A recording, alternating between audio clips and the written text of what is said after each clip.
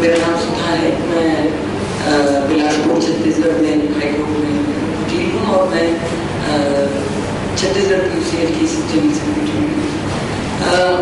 साथियों, ये जो सेशन है 10 मिनट्स का 15 मिनट्स, ये जो सेशन है, ये जो कॉन्फ्लिक्ट जोन्स में जो विशेष समस्याएं लीड की और बंदियों की उसके विषय में जो समस्याएं हमने सुबह सुनी, मैं दोबारा वो सभी चीजें तो नहीं हैं, पर जो कॉन्फ्लिक्ट जोन्स हैं उसमें किस तरह से ये प्रॉब्लम और ज्यादा बढ़ जाती है और एक जो विशेष तरह की प्रॉब्लम्स भी जो हैं उसके बारे में थोड़ा सा मैं बताना चाहूंगी, खास करके छत्तीसगढ़ के संदर्भ में। लेकिन मेरे ख्याल से बहुत सारी बातें इसमें कॉमन रहेंगी। झारखंड के साथ उड़ीसा में अभी हमारे जो साथी बता रहे थे, उड़ीसा के जो वकील आए थे, लगभग यहाँ ये सिमिलर चीजें हैं।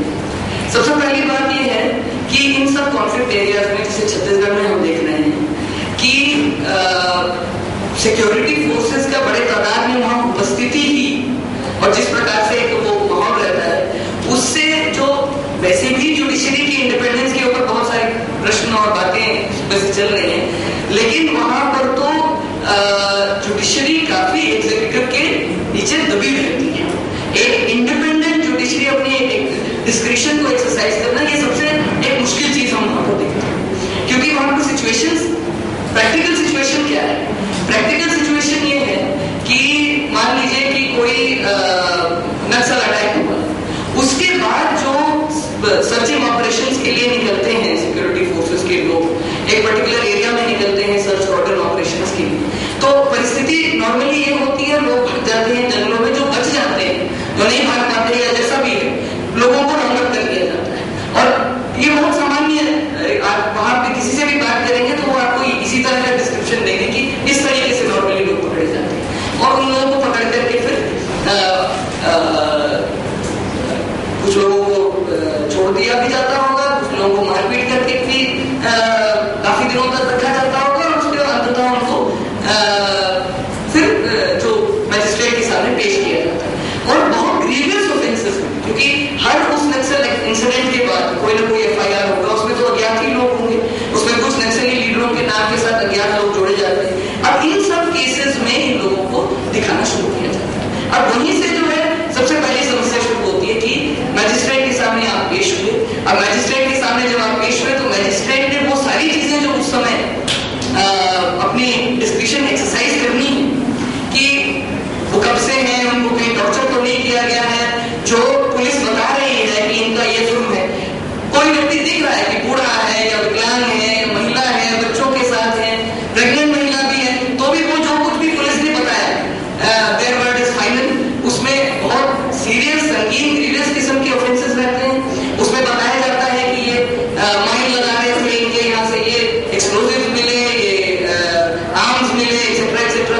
उसके लिए भी हालांकि एक प्रोविजन है CRPC में that at the earliest possible time these the articles which could be used as weapons they should be submitted in the court। इसके लिए भी प्रावधान है। अगर उसी को स्ट्रिक्टली अगर लगाना शुरू करें तो शायद बहुत सारा वीड आउट हो सकता है कि जो साधारण ग्रामीण हैं वो जो आके पकड़े जाते हैं, पर ऐसा होता नहीं है। एक पुलिस अपना केस प्रस्तुत करती है, लोग आते हैं और लोगों को तुरंत जो है एक उस स्टोरी पर बिलीव करते हुए उनको जेल भेज दिया जाता है। उसमें एक बहुत बड़ी समस्या ये भी है कि ज्यादातर जो लोग पेश हो रहे हैं, जो आदिवासी हैं, अपनी आदिवासी भाषाओं को ही जानते हैं।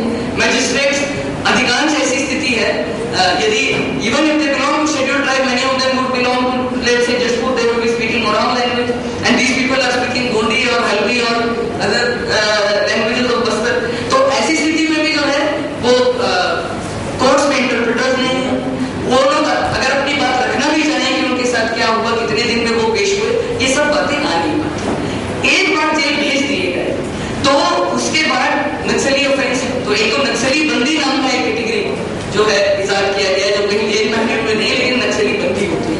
तो ये नक्सली बंदी एक तो ज्यादातर सेंट्रल जेलों में रहते हैं, अभी जो है रखे जाते हैं, particularly after the incident of Dantewada jail. तो उस वजह से sometimes they are sent as far away as Durg, Raipur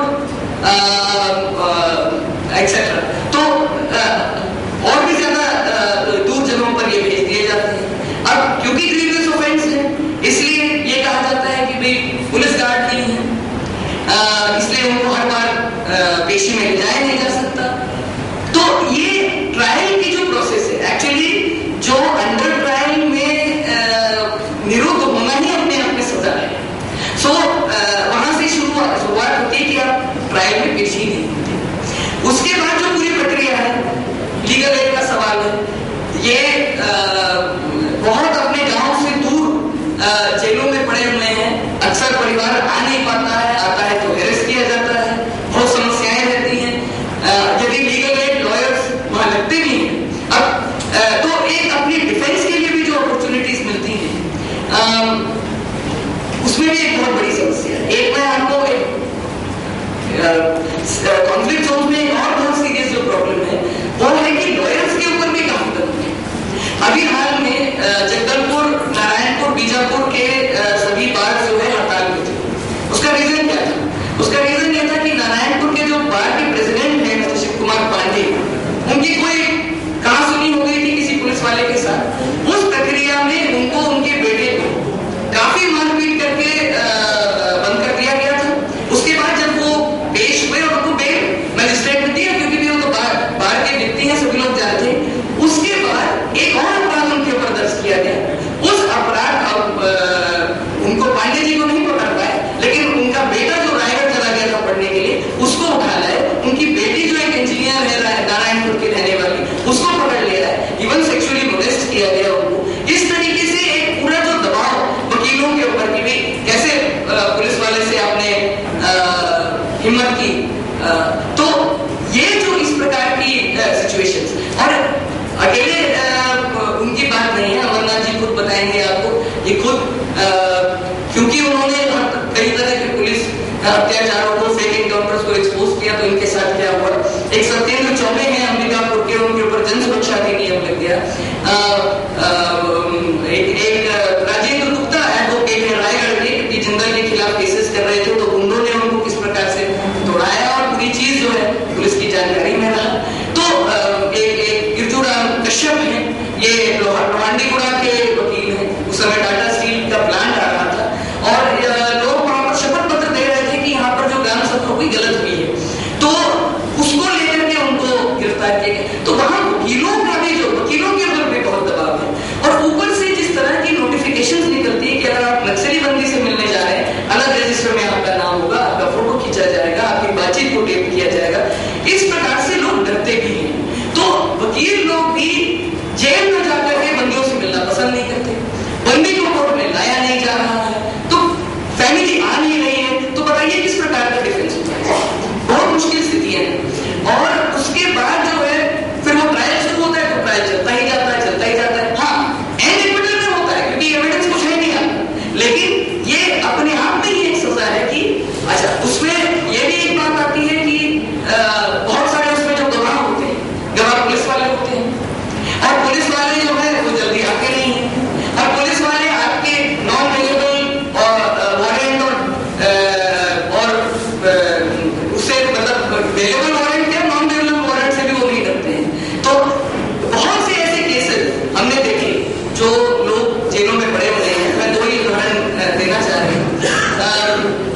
एक व्यक्ति जो बहुत बीमार है, जेल में पड़ा हुआ है, उसकी सारी गवाहियां हो गई हैं, 3.5 साल से वहां पर है। एक कोई नागा बटालियन का पुलिस वाला है जो अभी तक आया नहीं है, और शायद आएगा भी नहीं, क्योंकि ये बटालियन वापस नागालैंड जा चुका है। उस गवाही के इंतजार में उसका ट्रायल जो है कंक्लूड नहीं किया जा रहा है। एक मुझे थोड़ा खेद के साथ कहना पड़ता है कि इस मामले में एक तो सेशंस कोर्ट में तो बेल नहीं लगाने का ही परंपरा है, मतलब बेल को लगाता नहीं। ये एक हकीकत है। लोग कहते हैं फाइनली तो एक्विट होंगे, लेकिन बेल नहीं लगाएंगे, मामला बड़ा सीरियस है। ये जो एटीट्यूड है, ये केवल सेशन कोर्ट में नहीं, अनफॉर्चुनेटली हाई कोर्ट तक भी यही एटीट्यूड है। जैसे नाम आया कि नक्सली ऑफेंस है, ये नहीं देखा जा रहा है कि वो व्यक्ति का उसमें क्या इन्वॉल्वमेंट है, उस व्यक्ति के इन्वॉल्वमेंट का एविडेंस क्या है, ये नहीं देखा जाएगा। उस केवल इस ऑफेंस के नाम से, इसलिए जिन को भी फाइनली जमानत मिली है, वो सुप्रीम कोर्ट जाने पर ही अधिकार जैसा हुआ है कि जमानत मिली है। उदाहरण के लिए हमारे मंचू जी आने वाले थे, उनके कार्यकर्ता है गोपाराम कुंजाम। ये लोग जो लोग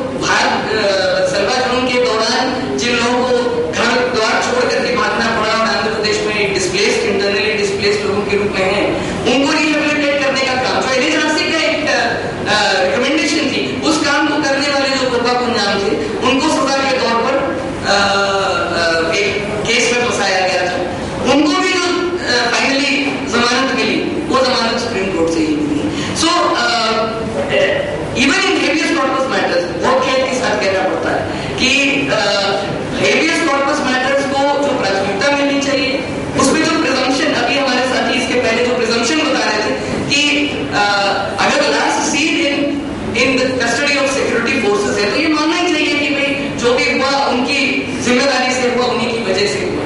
पर ये चीजें जो है हमने देखा हेबियस कॉर्पस मैटर्स महीनों तक टंगे हुए हैं। बहुत अभी हाल ही में हेबियस कॉर्पस मैटर जिसके बारे में मुरली भाई से भी मेरी चर्चा हुई थी। केस ये था कि कोंटा ब्लॉक से 2 महिलाएं, एक जिसमें 19 साल की लड़की थी और एक प्रेग्नेंट लेडी थी, दोनों को आंध्र प्रदेश की पुलिस उठा करके ले गई थी भद्राचलम साइड में। और टेलीग्राम्स आए थे उनके फैमिली के द्वारा, जिसको सो मोटो हाईकोर्ट ने लिया। ना तो वो एक तो उसको पहले लिस्ट किया जाना चाहिए, पहले लिस्ट नहीं हुए, लिस्ट में काफी बाद में आए। उसके बाद आपको आश्चर्य होगा कि गवर्नमेंट एडवोकेट क्या आर्ग्यू कर रहे थे कि साहब ये तो बिल्कुल आंध्र प्रदेश का टिप है, समझ लीजिए आंध्र प्रदेश ही है, समझ लीजिए। तो खैर हमारे चीफ जस्टिस ने कहा नहीं मैं इसको बिल्कुल छत्तीसगढ़ मानूंगा और मैं इसको छत्तीसगढ़ का मामला ही मानूंगा। लेकिन इसमें डायरेक्शन क्या हुआ? List after 3 weeks. In the meanwhile, the government authorities will make inquiries from the district authorities of Bhadrachalam and Sukhna. 3 weeks के बाद जो 2 लोग, 2 women, one of them a pregnant woman has been picked up and nothing is known about them. List after 3 weeks. This is not a relief for any habeas corpus petition. It can be not considered a relief. It's fortunate that in the meanwhile, because similar habeas corpus have been filed in Andhra Pradesh, उन लोगों को file relocate किया गया, I think Warangal में, they were found to be in Warangal jail and so on. But this is the situation that even the High Court is not responding. इतनी serious situations के लिए, बस I just finish. Just wait. I just want to. So one of the very serious problems is in a certain sense of prejudice, a political prejudice which is there with regard to these cases. This means कि relief आपको जल्दी नहीं मिल सकती है। दूसरी चीज मैं ये कहना चाहूंगी कि just one or two more things.